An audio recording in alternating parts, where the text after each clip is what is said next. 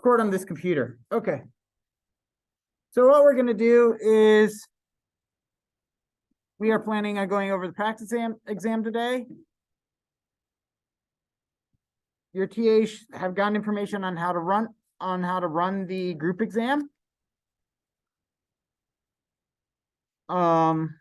This practice exam is much longer and much more difficult than the actual exam itself, so don't feel bad if you couldn't get the answers. Also, don't feel bad if your answers were completely different than other people, because these questions are fairly open.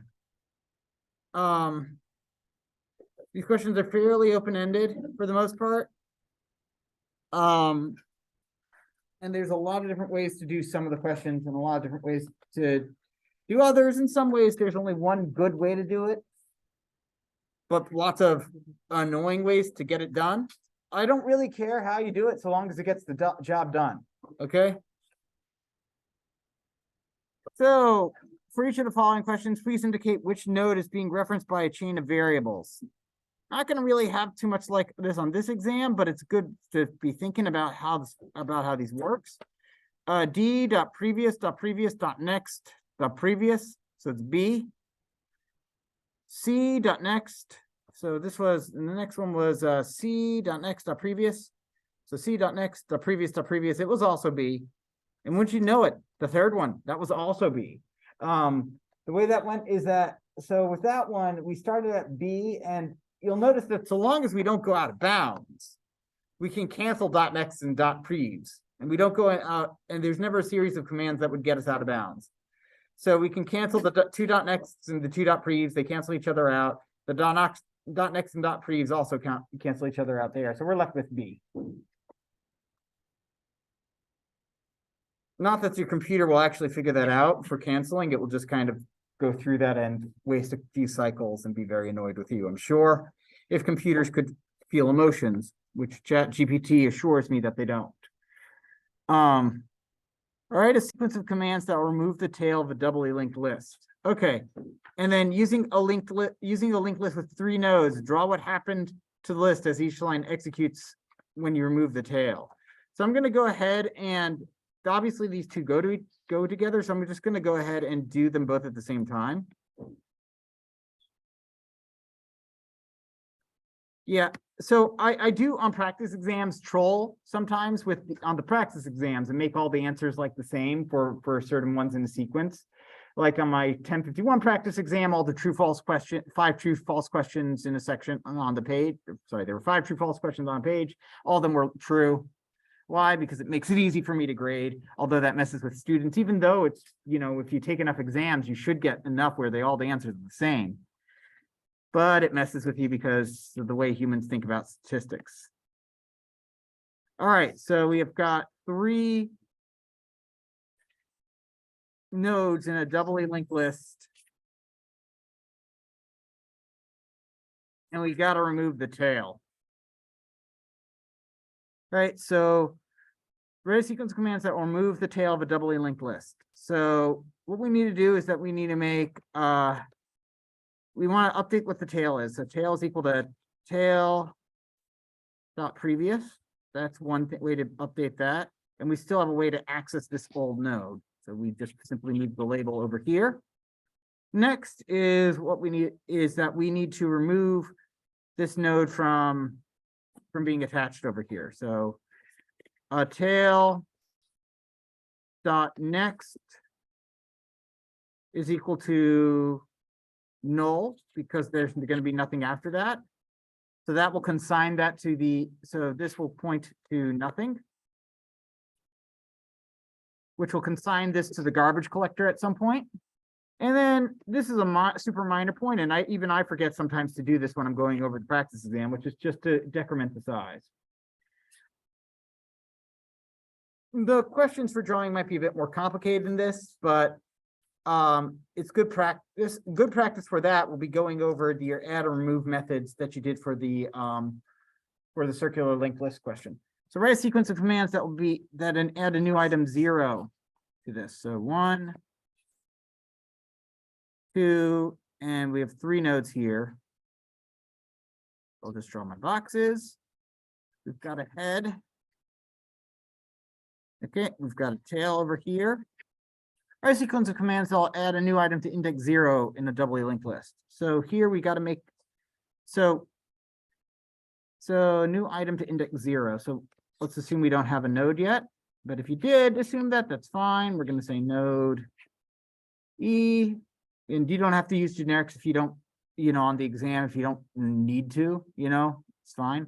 Node E is equal to, we're going to call this node for what, why not? Because I've already started writing it. New node. And don't worry, I won't subject you to my handwriting for too long, by the way. I know how bad it is. I should have gone into medicine. That's how bad it is. Okay. Node is equal to new node item. So we create a new node. That's what we did. And that's what that line does. Then we need to say node dot next is equal to head. We don't want to set node to be head yet, because then we would lose the label head to refer to this node over here, which would be mildly troublesome. Then we'd have to do some annoying calls with the tail to get it. So node.next is equal to head. So that attached to this. Head dot prev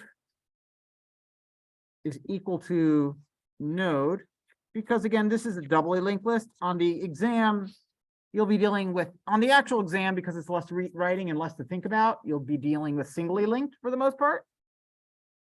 But I figure having more pointers on practice exam gives you more practice. So head.prev, and now we say head is equal to node.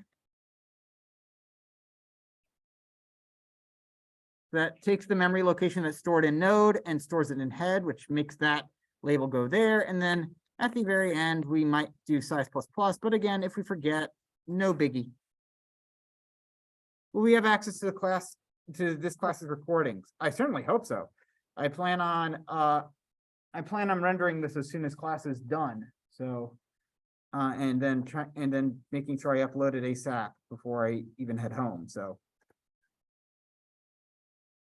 all right. So now there's no more of me drawing this stuff. Suppose we have some list of integers, write a method that finds the minimum and maximums values stored in the list and returns the sum of them, regardless of the implementation of the list. So this is a fairly simple kind of problem to do, kind of a warm up for the next one, which is a bit more complicated. So we're going to go ahead and do this file project. S2023 exam 1 review. That certainly is not going to be a name that we've shown up before. So new Java class review, and then we're going to have, and then I'll make another class later on for doing more stuff. Anyway, here's our static method. Okay, public set there, and then we are going to return, and then it said return, at the bottom it said something like return max plus min. I was just putting that stuff in there so that when it was on paper, students wouldn't forget that bit. Because that was a very common thing to just simply forget to do your return, even though you solved the problem. And, it's not because nobody understood, it was just simply because you were moving fast. All right, so we've got ourselves a list here. Technically, I should make this a static method, but whatever. So I'll do that over there. I mean, it's not static. Technically, I should have made this a static method when I was writing the exam. You don't need to make it static. Technically, I should have. So the first things I did is I set min equal to integer.max value and max equal to integer.min value. And that's kind of weird. But the reason being here is I wanted min and max to exist. Okay. But I didn't want to remind you how to use list.get. So what this does here is that minimum is set to the biggest number we can have, and max is set to the smallest number you can possibly have. And the reason being is that any number you find will most likely will almost certainly be smaller than this value. And any number we find here will almost certainly be bigger than this value. So now you might think that we need to do, some students probably write like, some students write two loops, one to do the min and one to do the max, but that's not necessary. We can just simply say for, and we're going to spend a surprising amount of time on this. For int I, so I'm going to do a for I loop here. For I is equal to 0, I is less than, you didn't know it could do that, did you? For I in, I wanted to say range, but that's because I've been working in Python for a bit. I is less than list.size. Int num is equal to list.get I. So we get the num. If num is less than, if it's less than the minimum, it's the new minimum. And if num is greater than the max value, guess what? It's the new maximum value. This is actually, this is not surprisingly hard. So why in the world did I say we're going to spend a bit more than you expect on this? Well, it has to do, it's more on the next question, which is, what is the time complexity of this algorithm that we just wrote? Yes. Squared. Sometimes. Yes. Okay. Sometimes. Yes. I'd say if it's an array list, it's O(n). Yeah, my algorithm is that way. Because that, yep, that's so correct. So my algorithm, which is right. And yeah, that's kind of a nasty question to ask here. And normally I wouldn't care because normally I'd assume you were doing an array list. But on a practice exam, I might as well take the time. But the answer is that in this case, in the way I wrote this particular algorithm, it depends because the get call could be a constant time call if it's an array list, or a O of n call if it's a linked list. It's going to be linear or quadratic. It's going to be O of n or O of n squared. Now, there are ways to get around the shenanigans over here that BS I just wrote down, which is that we use a for each loop, in which case it's always O of n. And that's because it will use the built-in iterator. So let me just go ahead and comment out those two lines. And instead, I'm going to replace the top of this with a for loop. Sorry, with the for each loop. Int num is equal to, for every num in the list. And this uses the iterator that's built into the class to iterate over the value sequentially. For an array list, that's no problem. It just simply increments the index and goes forward. For a linked list, all it does is that it does what my linked list did in the Josephus problem, which is that it keeps track of where I am in the list and goes on to the next node. So that becomes a constant time kind of algorithm. It uses the .next built in to do that. Iterators are meant to be a way to deal with that efficiently. Now on the exam, if you wrote O of n, I'd probably take that. If you wrote O of n squared, if it's assuming it's a linked list, or O of n assuming it's an array list, I'd take that too. O of n squared, maybe not. But the answer is that if you want to get extra credit, that extra credit is generally, if you want to go into detail on this question about what the runtime is, that might be an opportunity for extra credit there. Similar question over here. Suppose we have a list of strings. Write a method reverse words that returns new list with all the strings reversed. And again, I want to emphasize that O of n kind of deep analysis I did there. That's something to consider for extra credit. Most of the time, if you just simply say, oh yeah, get is constant because we're assuming array list, yeah, no problem. So we've got a new list. So we want to create a new list here. So this is if our input list is hello, world, and nice, then we get a new list with Ole, Gloral, and Ekin. Not to be confused with Ekans, the Pokemon. So over here we have, now sometimes I've seen, now with reverse questions or removal questions, sometimes I get misinterpretations with that. I will judge those misinterpretations fairly if you misinterpret the question, so don't stress out about it too much. If you Because again, you're reading an exam in a high stress situation and you don't necessarily it's not a one-on-one kind of thing, so I'm not there to necessarily correct a mistaken assumption. If you make a mistaken assumption, you might get dinged a couple points, but it's not gonna necessarily destroy you. Like for instance, if for instance, this is 10 points.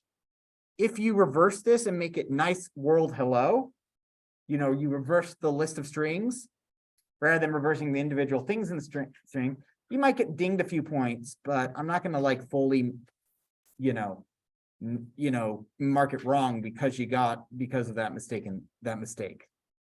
I try to be fair about these things.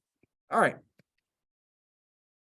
course, that's all predicated on if you made a mistaken assumption and you wrote correct code. If you made a mistaken assumption and wrote incorrect code, well, it goes downhill quickly. List of string. So we've got so I'm going to give this, I'm going to call this to return or output. I like to return today. It's equal to new array list. You can use whatever you want here. So long as it's a list that's getting returned, return to return. And now what we do here is, I'm going to use a for each loop again. For string word in list, we need a basic, we need to do string, we need to make a reversed version of that string. It's equal to this. Right, it's equal to that empty string for right now because and then we are going to reversed. Sorry, we're going to go to return dot add. So after we do all the work of reversing the string, we're going to add it to the we're going to add that reversed word to the list. Make sense? Now the question is, how do we reverse it? And the answer is that there's lots of ways. And I just want to I'm going to use one point to illustrate it. For instance, this package is quickly being obviated by Java and updated. For instance, string builder, this is an older class that gets rid of stuff, but I know that this class, string builder, this is something you should not know, or rather, unless you went out of the way to learn this, you would not know this. String builder is equal to new builder. And what this is that string concatenation, the job of adding two strings together that with the plus sign is actually a fairly expensive operation. String builder basically exists to help make that cheaper by kind of doing them all at once. So you can add a word to the string builder here, and then you can like, you know, straight up just like add words or append words to it. But I know for a fact that it also has a just built-in builder dot reverse. And that will, let's see, what does that do? That returns, causes to be replaced by, okay, returns a reference to this object. Okay, so doing that will reverse our input into it. And then I can just simply say reversed is equal to builder dot toString. Now this goes over something that you didn't learn in class using a package, well, not a package, but a class in Java that I didn't go over in class. Are you allowed to do this? And the answer is yes. If it's in Java, it's fair game. Okay, you are allowed to use anything you know. If it's built in Java, you can use it. That's my point of why I'm bringing this up. You may, so it's something I know how to do, and this is why I say there's a lot of different ways to do this problem. Okay, you can do if you know a more advanced way or more efficient way to do it, you can. There's also the way of writing a. So then there's the way that we would have learned in 1068 to do this, which is kind of annoying, which is we go through each of the characters, reversed dot length. Again, the thing I hate about Java, dot length over here, dot string above, sorry, dot size above. So over here we do for I range I is less than reverse dot length. And then we say reversed plus equals not reverse, but reversed is equal to if we do it like this, reverse is equal to reversed plus let's see, a word dot cat. This is just gonna take each letter and add it to the end, which is gonna give us the same character, which is gonna give us the same word. Reverse isn't gonna change. On the other hand, if I flip this, make it like this will go ahead and add each character to the front of the string, which will make it, the end result will be reversed. So if, in other words, if I add in, if I'm turning wolf into flow, so if I'm trying to reverse wolf, we take the W, add it in front of the empty string, we take the O, add it in front of the W, we take the L, add it in front of the O and W, and then we take the F and add it in front of the LOW. So that's one way to do this. The other way is to, of course, iterate through that in reverse using the I statement. There's also the way of doing that, again, with the for each loop. Again, why am I doing so many ways? Because there's a lot of valid ways to do this. And I just want to show just different pitfalls of doing them. Reverse for car letter in word. Now, this is one of the other things that annoys me about Java, which is I can't do this. I can't use a for each loop on this, on a string like that. Although I can do this and turn it into a character way, in which case I can use the for each loop on it now, which is just boggles my mind why they would just simply put that extra layer in. Okay, but anyway, then now the same kind of idea, the same idea applies. Reversed is equal to letter plus reversed. All of these techniques, by the way, that I've all went over are all O of N. Yes.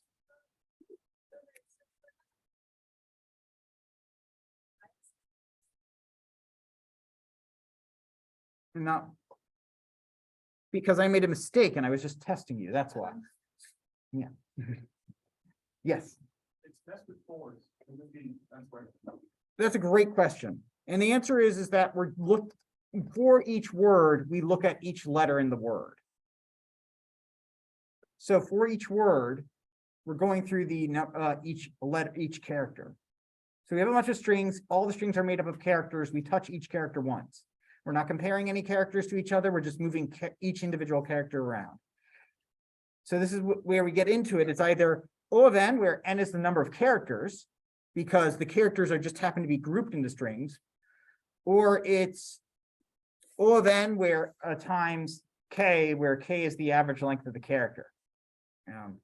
Or the average, K is a constant, being the average length of the strings. So it's O of N, because these nested loops don't go over the same things. These, we have this word over here, okay? And so this outer loop goes to here, it looks at the first word, and then it goes in over each of these, each of the characters in turn.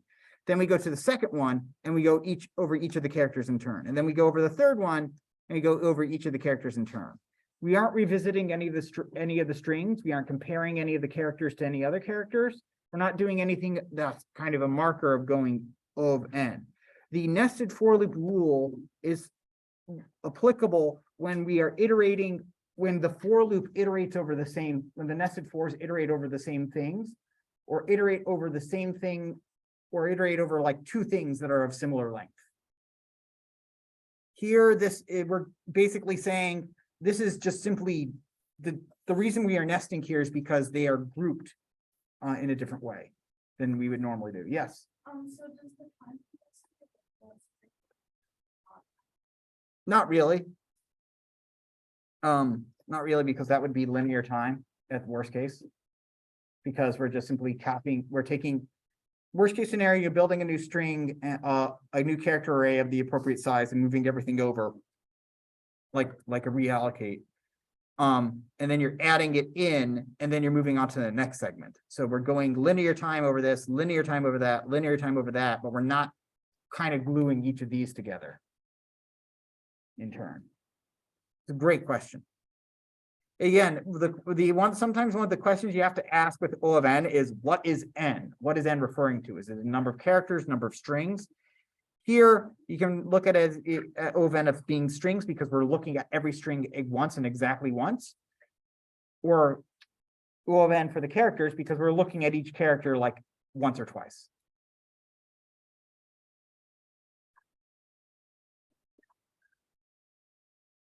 And if you think that any mathematicians might use that for advantage of doing their analysis, you're correct. All right. So write a method called delete list, which removes all items in a list, making it empty. So I believe that that lists do have a built-in method called clear that does this for us, but we're not going to really do that. So there's a bunch of ways to do this. Again, and I'm going to and let me go ahead and just I'll write on here again because that's going to be the quickest way to do this. You have an instance method inside of a linked list. So one thing we could do is we could say, see, is this singly linked or doubly? Node objects are doubly linked. Okay, so this does make it some mildly more complicated. So no matter if we're deleting everything at the end, what we're going to need to do is set size equal to 0. And until then, what we do is we just simply say while head is not equal to null. And then what I'm going to do after that, I'm going to say tail is equal to null. Okay, just after all this. So while head is not equal to null, let's see. Head is equal to head. Yeah, well, head. Yeah, sorry. While head dot next is not equal to null, because I want to stop right before I get there. And then what I'm going to do is I'm going to say, because I don't want to have to think about what if the node I end up is done. At the very end, I'm going to say head is equal to head dot next at the very end. And what I'm going to do here is I'm going to say, let's see, head, no, I'll say it at the beginning because I've made an assumption here. I've made an assumption that I can do head dot next first. Sorry. Like I said, there's a lot of valid ways to do this. I'm just trying to think of the least messy way. It is equal to head dot next.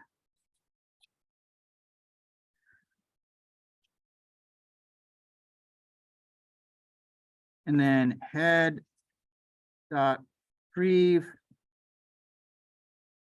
dot next is equal to null.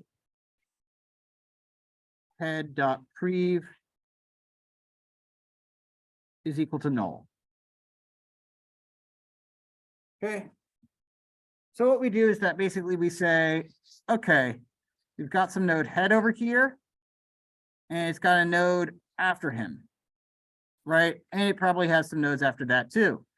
So what we do is we say, let's make this node head. And what we're going to say is that head dot previous dot next, that's equal to null. So that's going to store, that's not going to make this guy null. That's not going to happen. What happens is that we store null in here, which removes that. And then we say head dot previous is equal to null, which stores null in that arrow. Okay. We're storing that in the air. And so now nothing is pointing to this guy. Nothing is pointing from this guy. So yes.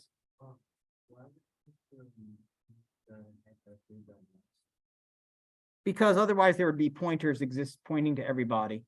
And I want to make sure, and the way garbage collection works in Java is that it looks for the number of variables that are referencing each other. And you don't want to kind of basically have the thing stay alive by everything referencing each other. That would give you a memory leak. So you have to get rid of that.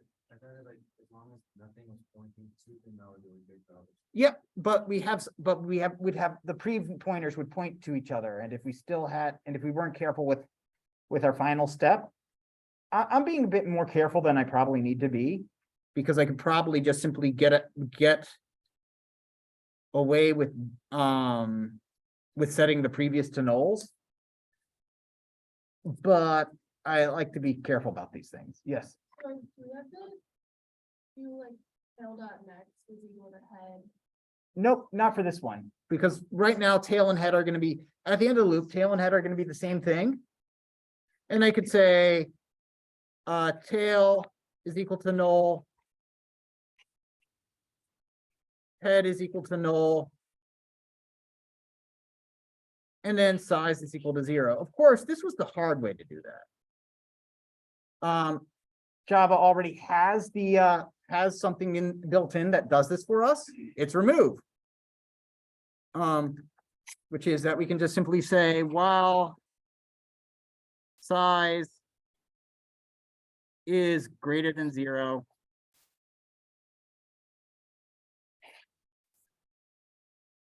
this dot remove 0. And that will work too. Yes. Yes. Yes. So if you just like if you didn't set tail to head to null, does the garbage collector get rid of the whole list? Even if it's different? It could probably, if it was singly linked, that would be sufficient, but with doubly linked, you have everything is kind of referring in the doubly linked list, everything's kind of referring to each other, and I think that would allow things to stay alive. That's why I like to be very that would be that's why I like to, I mean, Java's gotten pretty, garbage collector has been gotten pretty good these days, but I like to be I like to assume that's as dumb as possible. Yes. So like, basically, if you have like the double link, you should always include any references. Mhm. Because I guess I was thinking like, for the singly list, I think one of the things you're mentioning is like, if you remove the head, it causes like a chain. Yeah. But I think like, And the issue is with the doubly linked list is that they're a bit more harder to remove because they're referencing each other, right? Once you remove the head, there's nothing referencing the head, but head.next, but in the doubly linked list, head.next is referenced by the, in the doubly linked list, head.next references head. Or head.next has a reference to head via prev, I should say. All right. So write an instance method called count. Count iterates over a linked list and returns the number of times item occurs in this list. And here I'm just not producing a linked list class, although I could. Let me go ahead and do so actually now, because we're going to be needing to use it later. My linked list, rather than you having to suffer through my handwriting for even longer. Let's go ahead and make a private node class, private. And literally all I'm using is stems here. I'm just using I'm not going to bother coding up the full list. I'm literally just coding it up so that I have access to a node, private class node, which has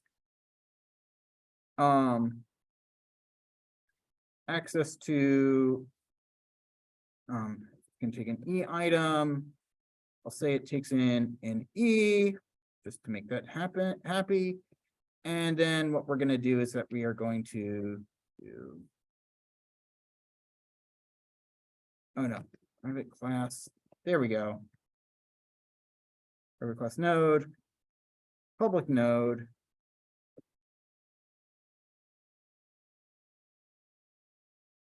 E item.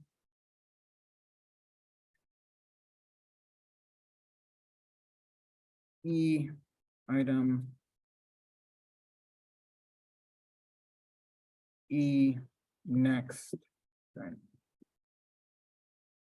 Node E next. And that takes in it's not item, it's not item. What are you upset about? Type parameters, right? Node. There we go. So we have a node. And that should be enough to do this method right here. I'll add in other. So this is an instance method, so you can access head, tail, and the node class. So I'll go ahead and do and make those references as well. And again, this is just so that it appears pretty. It's not actually going to be able to work per se, unless it's actually you put it in the class that I programmed, for, on GitHub, which you are more than welcome to download for the exam. But you'll see that for some of the tougher questions that may be less than useful. So public or private node E head, private node E tail. And what we'll do here is we'll say node. So to count the items, the first thing we're going to do is we're going to use a current. Current is equal to head int the count is equal to 0. Return the count. So what we're going to do over here is that we basically, when we use current to iterate over, so we're going to use a while loop and current.next to iterate over our list. Now, when we do so, there are basically two conditions that we want there's two conditions to choose from for a given problem. And they are as follows. While current is not equal to null, that's our first condition. And then there's while current dot next is not equal to null. And you saw me basically deliberate over the previous one with that with the previous question when I was doing, except I was doing it with head. And that depends on whether we need to, whether we are going to, whether we're going to be looking at just the item I am on. So we use this if I'm just going to be looking at current, the item I'm currently on. However, if I care about looking at the item that's after the one I'm on and doing like comparisons between this node and the next node, then I need to make sure that the next node is null. So that's why I'll do that. Okay, makes sense? Those are the two conditions you want. We'll be using them in different places in this exam. In this one, we say we just care about does the item have the, is the item I'm looking for the one stored in each node? If current dot item dot equals the item I'm looking at, the count plus equals 1, which I'm just doing because I've been thoroughly infected by Python. Because Python, if you've taken that, you may know that they don't have this operator over here. They don't have the plus plus operator because they consider that harmful because that's easily confused with the extremely similar yet horrifyingly different plus plus operator. These have very different meanings, which I should take the time to go over with you right now, which is if I have int, so let's say if I set the count, I'll erase this in a bit, but the count is equal to 5 over here. And if I say int the count is equal to, sorry, not int the count, but x is equal to the, all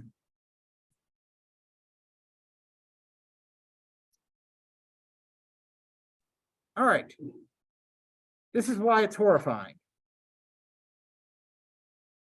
So let's go and use the one you know and love, which is variable plus plus. What is the value of x going to be after this statement, which is 1 plus the count plus plus? And the answer is that this is postfix incrementation, meaning we do we evaluate the expression as is, and then once the expression is evaluated, once this line is done, we increment the count, meaning that this value would be 1 plus 5, which would be equal to 6. 6 gets stored in x, And then after that, we would increment the count to 6 as well. Make sense? Now, what's different is that if we do plus the count over here, well, this is prefix incrementation, which means that as soon as we see the plus, we perform the incrementation operator, which means this gets incremented to 6, then we add 1, and then x's value is equal to 7. And these can appear, if people are jerks, in the same line. In fact, you really should only be doing this in like an incrementation operator when you do want to increment something independently. This is common in C, and Python's like, this kills readability. I mean, just look at this, it kills readability. So they just solved that problem by removing it entirely. And I highly recommend that if you're going to be doing, if you either use plus equals 1 or just do plus right over here. And don't like ever put pluses in your expressions because that makes it harder to read. Doesn't matter if it's more efficient, it makes it hard to read. Anyway, this is the end of that problem, which is all we do is that we look at the current node. Well, not the end of that one. We look at the current node. If that's got the item in it that we want, increment. And regardless, we just simply say current is equal to current.next, which is how we move forward to this. We say, take the memory location of the next node and store it into current, which means that next iteration will be looking at the next node. Make sense?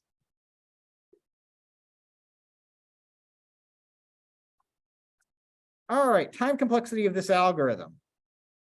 When Professor Rosen isn't involved giving you long-winded explanations about this, this is linear time. So because we are looking at each node exactly once and looking at the item in them. Yes. I had a question. When can you use dot equals versus just the equals? A great question. Double equals compares two things by the most exacting way possible, which is checking, do they exist in the same memory location? Are they stored at the same memory location? Dot equals is when you want to use a bit more of a looser comparison. Do two things equal each other because they look the same? Like, are two words equal?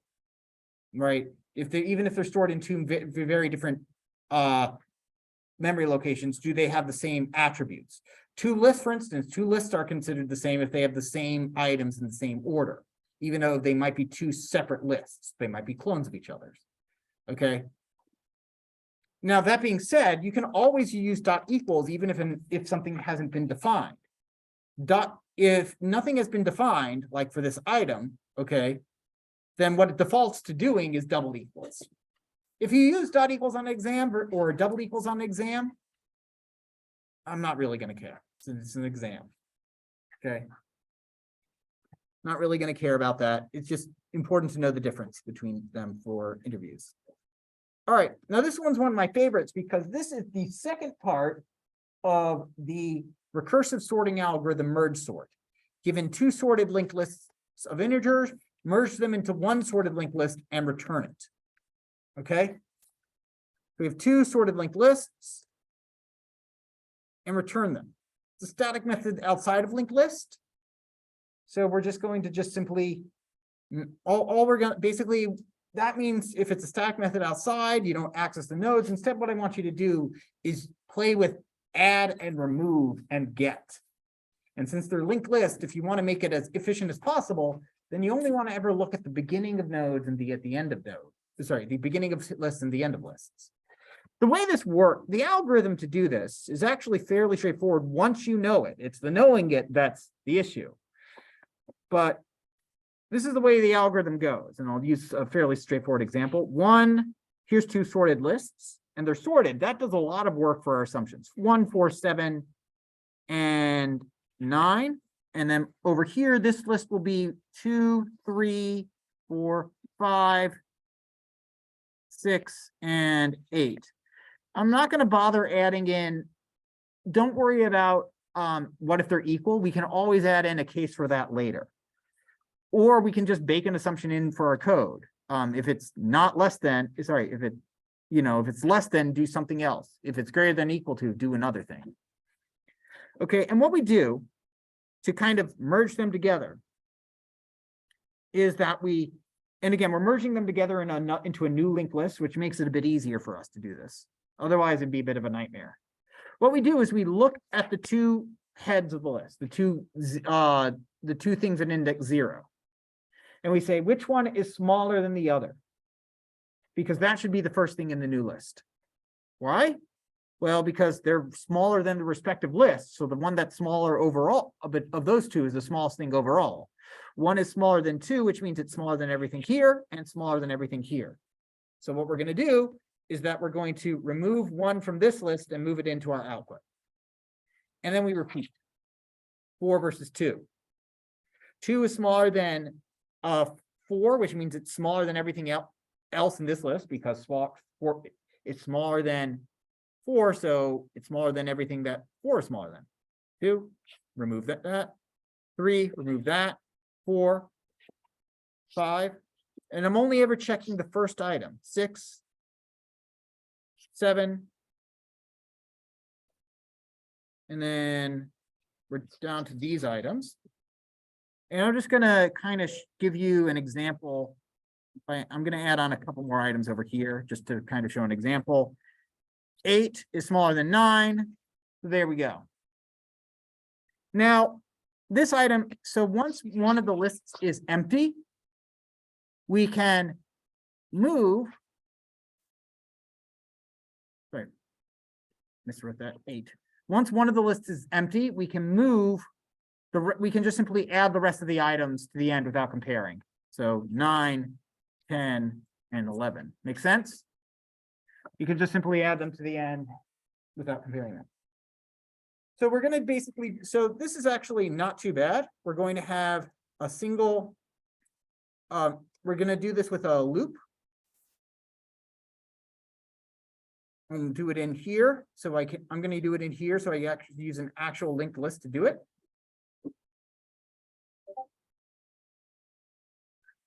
Public static linked list. Alt Enter to import the linked list class.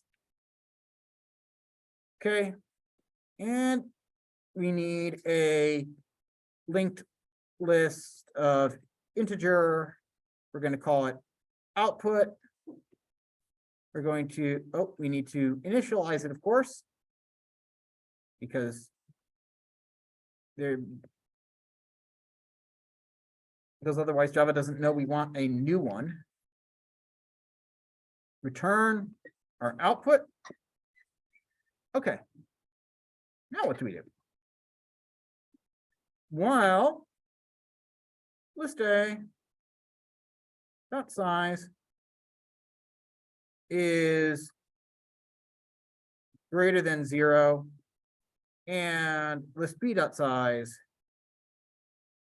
is greater than 0. Well, they both have items. Well, both of them have at least one item left, and then we're going to continue doing stuff. Okay. So, and what we were doing was at the beginning, we were just comparing the first, the main body of this loop was just simply comparing the first things in each of the list, right? Like I said, it's very kind of straightforward once you've been shown what the algorithm is. Yes. Means and. Means and. Which is similar to single and, but we use double and because we want to be explicit about it has implications for short circuiting.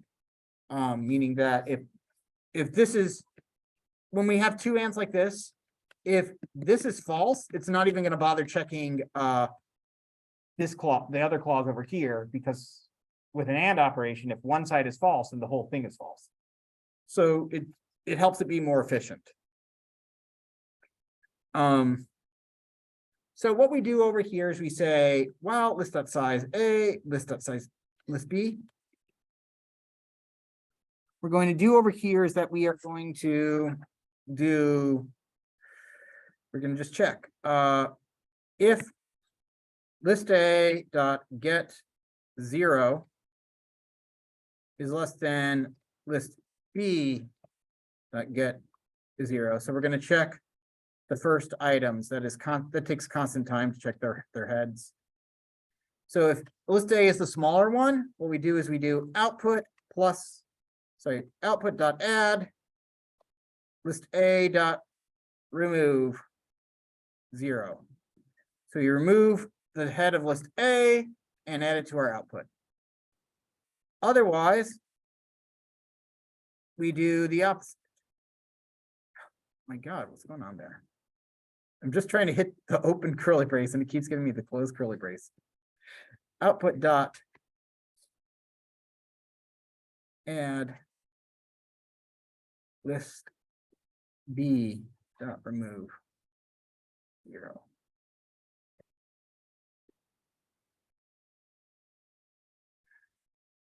Okay, so once this is done, all the lists, all the items in one of the lists has been removed. Make sense?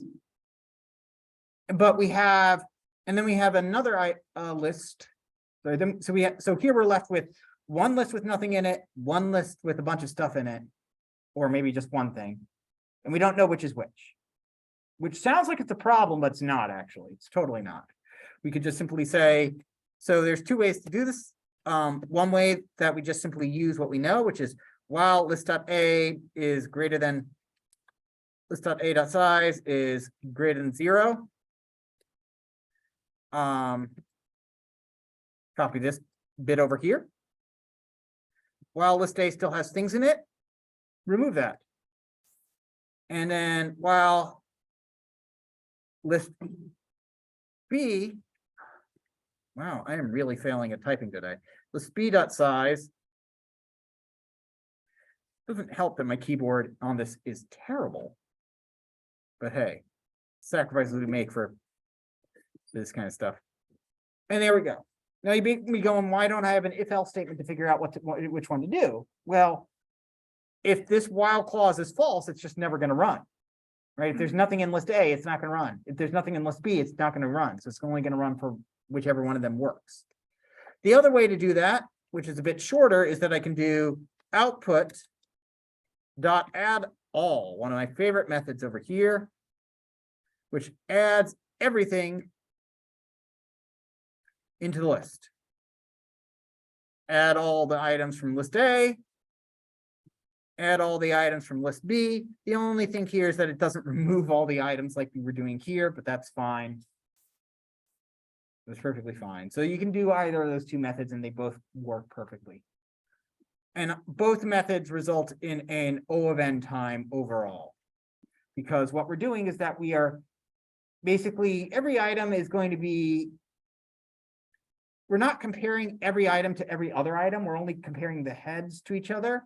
So there's only going to be a certain number of comparisons. Every item is going to have this is a constant time comparison over here. And that's going to result in either doing a constant time add or remove operation.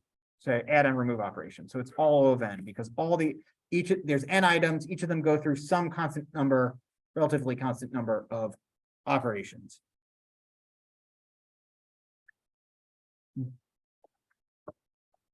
And then whatever's left over, each of them gets individually moved.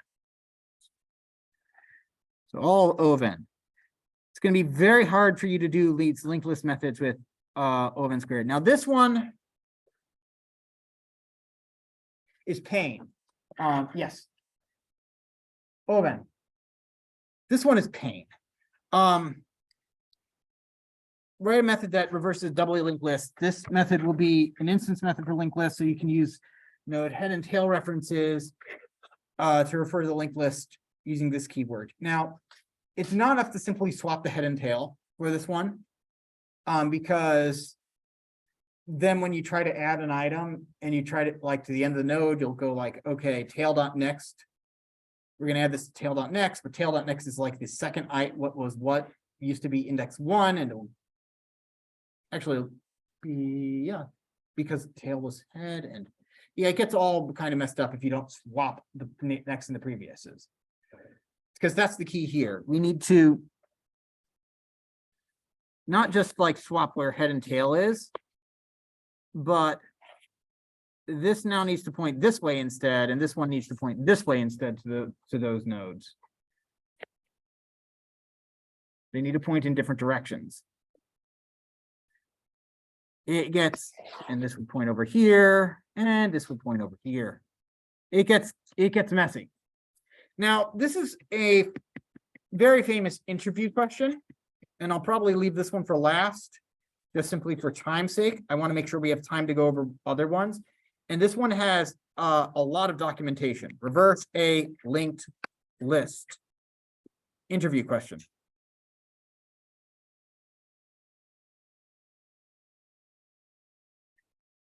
You see over here, reverse a linked list, 3 difficulties.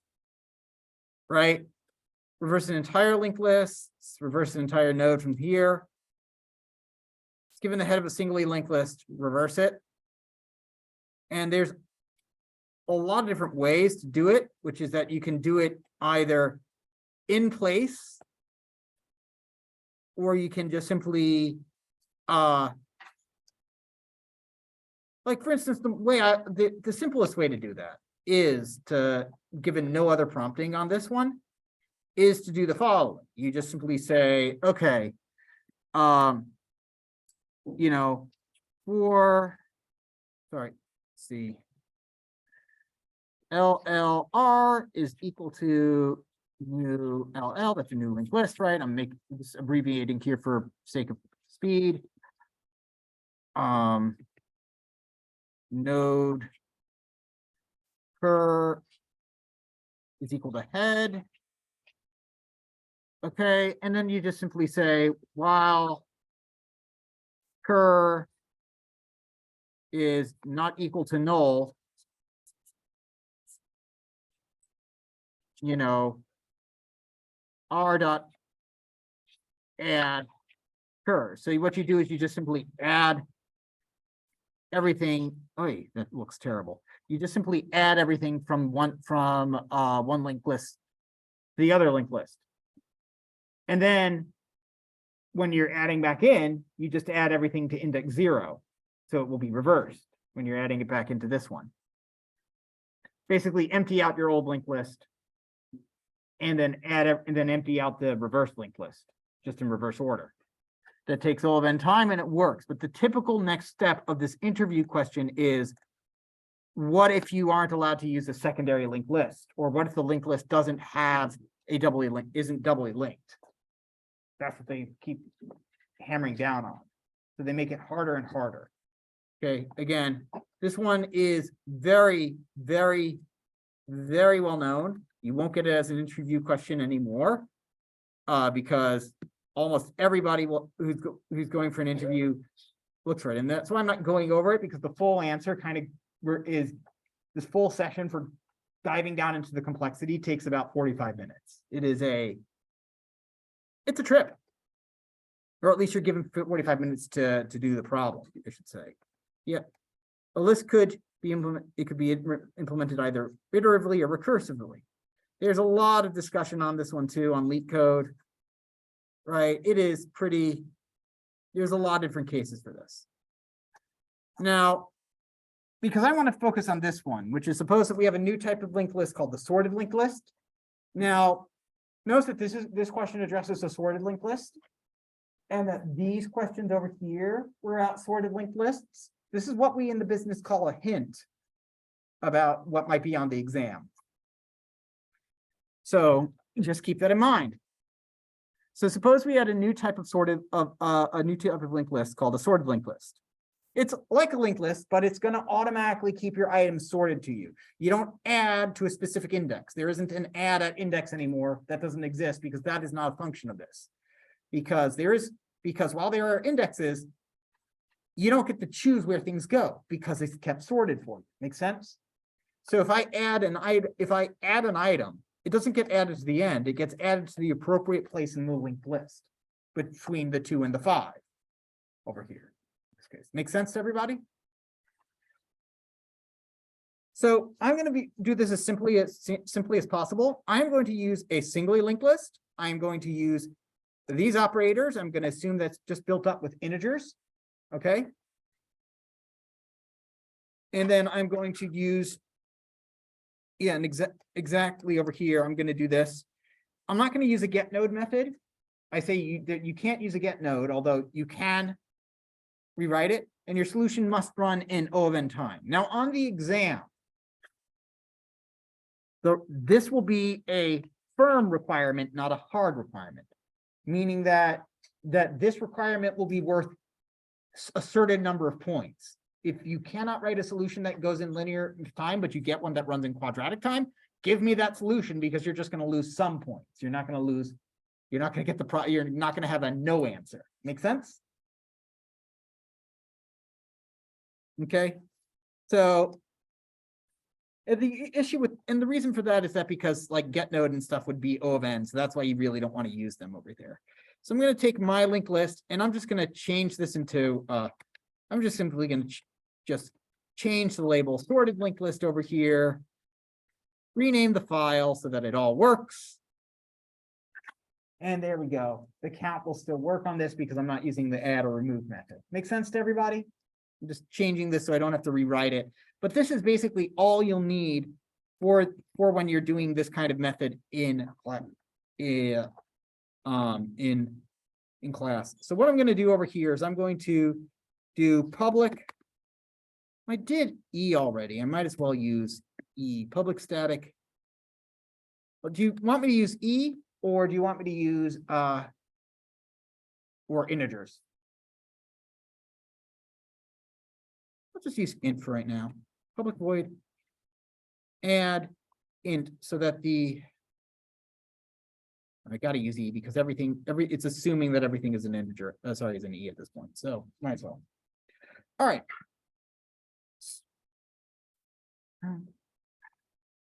Int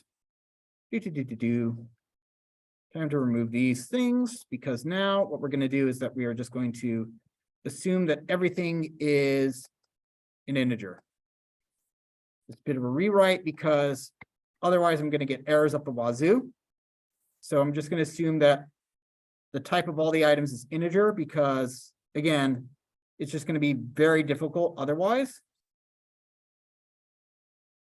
Int item.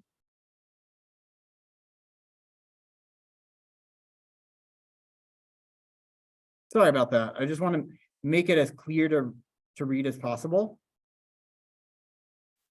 Next, there we go. All right, so we've got our item over here. And we want to say node adding is equal to, feels so weird not to use the generic, new node item. Make sense? Okay. So what we have to do over here is we have to consider essentially a couple of different cases. First off, if the size is 0, so first off, let's go through the 5 cases that we introduced in our linked list. Sorry, for our doubly linked list. Now I'll go ahead and use a singly linked list. I didn't specify whether you had to use a head or tail. So I'll just assume that since we have a head and tail, we're going to use head and tail. So head is going to be the smallest item in the list. Tail is going to be the biggest item in the list. So we have 5. So in our circular linked list homework, we had 5 cases, right? We had out of bounds, right? We had first item ever. Okay, we had the first item ever. We had index 0. Let's go ahead and rewrite that to new head, new tail, and then anywhere else. Okay. So those were our 5 cases. Out of bounds, first item ever, new head, new tail, anywhere else. These are generally good cases to try to check to make sure to see if you need them or not. We don't need out of bounds because we're not providing an index here. So there's no way for the index to be out of bounds. Don't have to check for that. First item ever, that's easy to check for, which is that we're just, and that's probably a good thing to have. So if size, so let's go ahead and add that in just so that it compiles. Int size is equal to 0. If size is equal to 0, then we should then adding is going to be our first item, which means it's both the biggest thing in the list and the smallest thing in the list. So head is equal to adding, tail is equal to adding. All right. And that's it for that one. Although at the end, we should probably remember, we'll go ahead and put this in now to not forget about it, to increment the size once we're done with it. If you forget that, that's most likely going to be just a point off out of like 20. So, you know. So the first item ever, that's taken care of. The new head. That means that this is going to, so that means if the item we are adding is smaller than anything else in the list. Rather than checking our index though, what we do is we check the values. We say if item is less than head.item, right? If our number is smaller than the number in the head, make sense? That's going to be the new head. So we say adding dot next is equal to head.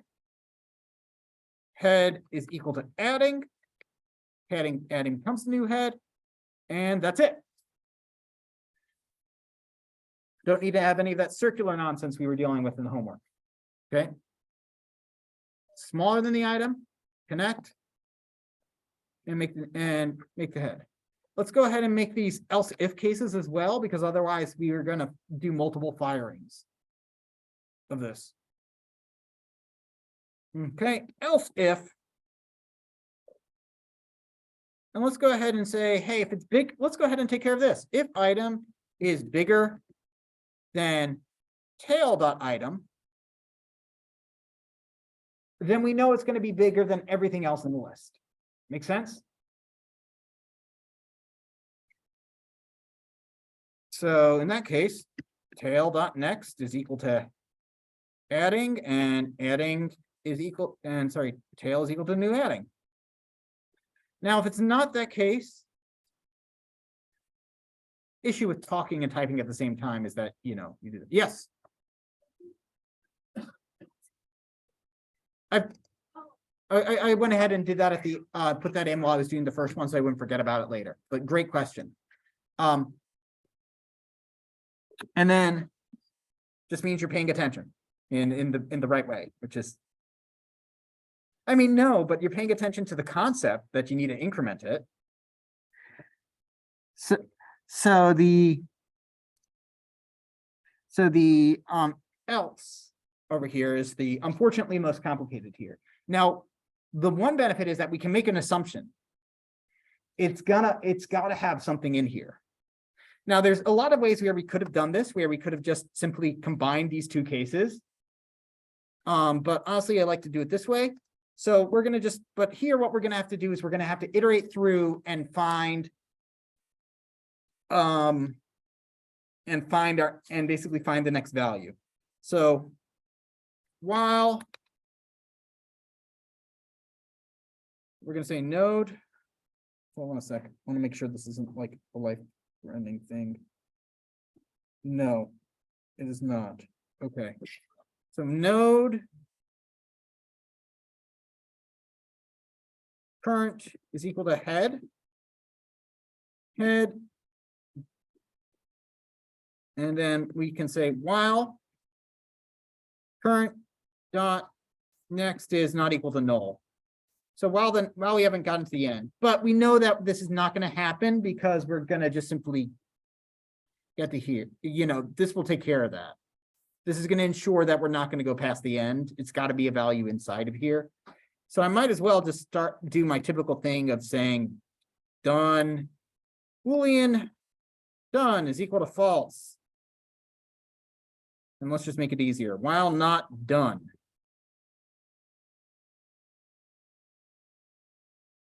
And what we're going to do is we're going to say, hey, if item is less than not current item, you might think it's current item, but this is what works. Current, if the item is less than the current .next.item, Okay. In other words, what I'm gonna do over here is that we have our current node. Per. And that's current.next over there. And this has like 5 and this is 20. And I'm over here and I'm asking, hey, if item is less than the item stored here, then what I want to do is I want to insert myself in between you guys. Make sense?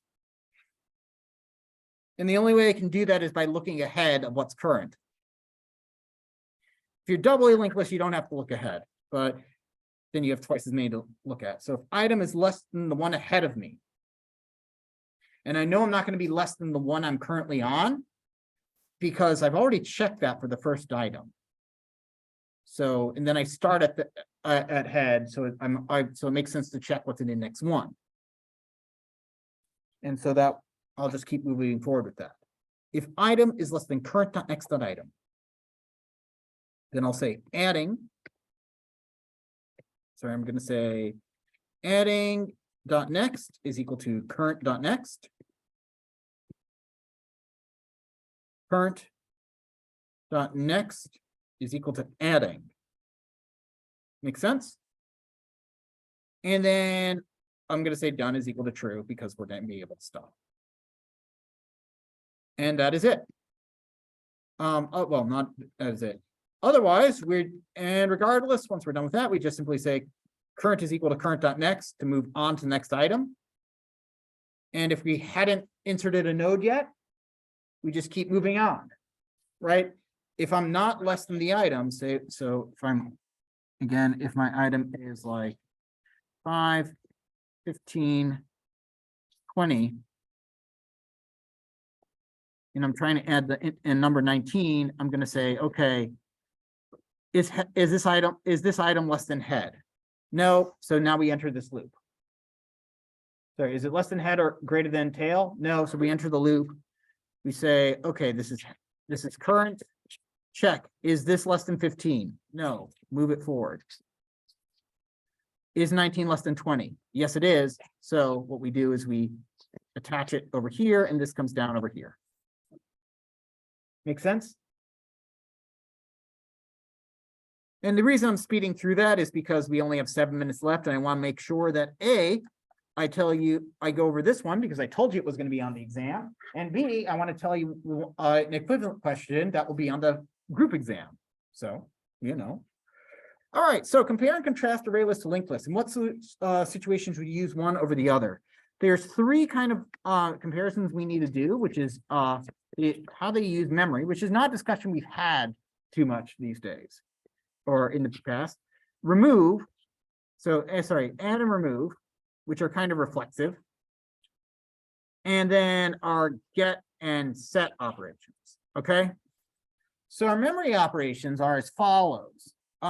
Basically what we care about over here is that these both have memory overhead, right? Linked lists have a memory overhead and array lists have a memory overhead. Array lists have the memory overhead with regards to the fact that once I so suppose I've got this has a capacity of 1 million, right? And and this is now full, and I need to add my 1 million and first item to this, right? So in which case I will double my capacity to 2 million, copy everything over, right? And add my 1 million and first item. Make sense? And now I have 999,999 spaces left over, or empty spaces now taken up.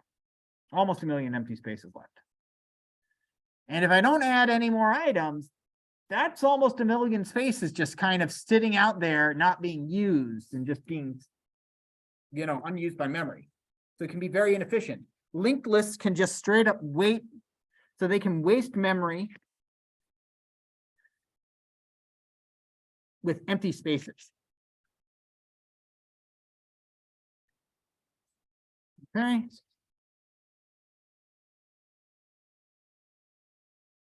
Now, that being said, various programming languages do have optimizations built in to take care of this. For instance, Java has a method called trim to size that can trim that can basically does the opposite of reallocate, except it's manually called. because it's a bad idea to try to shrink it.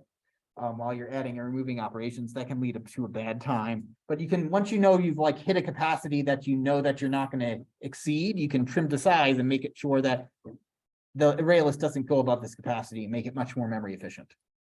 Linked lists, on the other hand, they don't waste memory so much as they have overhead. Linked lists need memory references, specifically.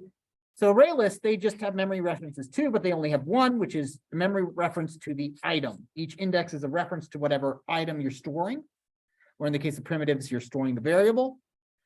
But here we use, but here for a linked list, we have next, we have previous, and then we have memory reference to the item itself. So that's 3 times as much memory overhead. Now, that being said, it's not too much because a memory location is essentially a single integer, right? So it's basically you're using, you know, so array lists, they have like a single int of memory overhead. Whereas this guy, he has, you know, 3 ints worth of memory overhead for every item, which can, it adds up, but it's not as, but you know, it's a constant cost for per each node. Oh yeah, and I suppose you could have the cost of the node itself, but hey, that's taken care of in these. So that's memory. They both use up memory in a bit of a different way. They, what be it wasting memory or overhead due to memory references. Add or remove is where it gets a bit, is probably the trickiest one, I would say. So linked lists, you know, they have, so linked lists have 2 cases. You either if you're adding or removing to head, or rather I should say head and tail, that's going to be just a constant time, right? Because you always have a reference, and no matter how big it is, you're just simply moving pointers around, right? Now, if you like look at the Big O cheat sheet, it would say, oh, it's constant time to add no matter what, but it's not the case, because to add to the center of a linked list, you have to you know, to add to the center or anywhere else, it takes O of n time because you have to look for the node. You have to look for the pointer and where you want to add it, right? But adding to the head or tail, that's great. Array lists are complicated because if you want to add to the beginning of if you want to add to the start of an array list, that's O of n time because you got to shift everything over. And if you want to add to the middle,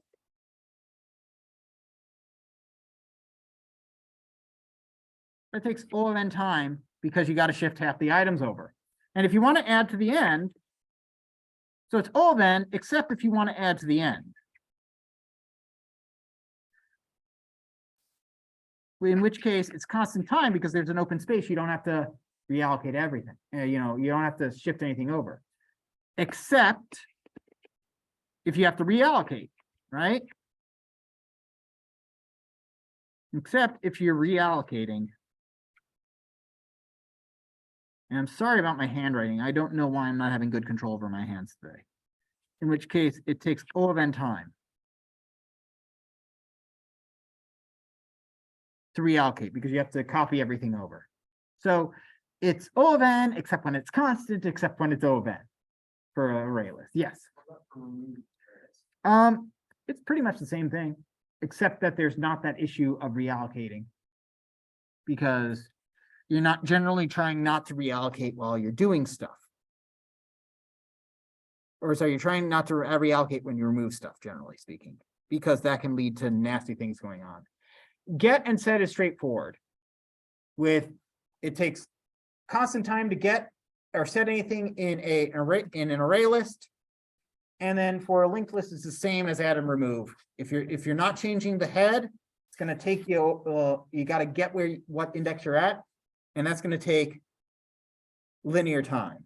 Okay, I don't have much time for demos today, because I need to make sure this renders before I have to leave for my train. But I'm going to leave you with one of the questions that's going to be on the group exam, which I have labeled outsourcing. which is, and the question is as follows.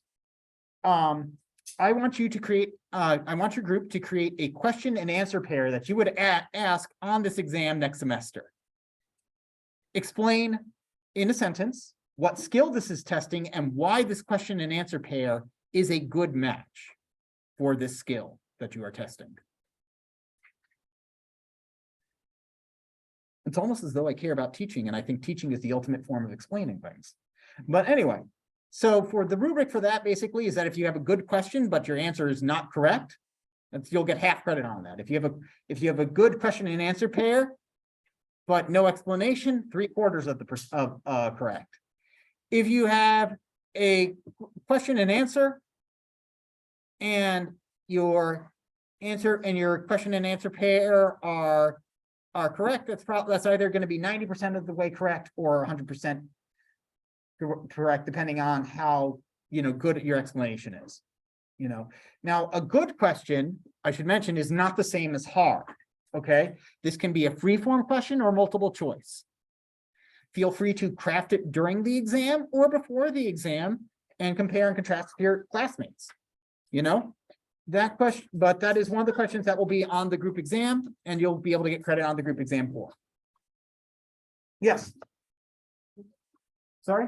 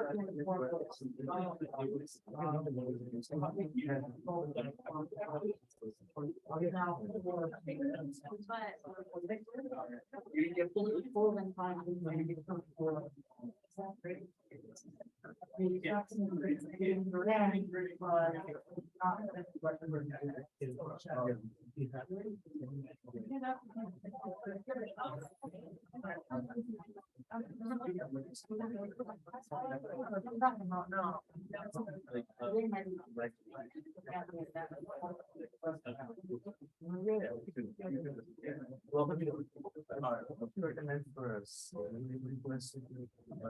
This doesn't have any like previous. That'd be like the example where he said create a new linked list and try and remember it, or Before what, reverse